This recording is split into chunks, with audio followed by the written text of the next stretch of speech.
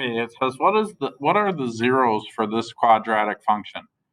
Well, that means if I take this and set it equal to 0, what values of x make this statement true? Well, I've got to think in terms of 0 is the product of 0 times 0. In other words, x minus 7 would need to equal 0, and x plus 8 would need to equal 0 in order to make it a 0. So then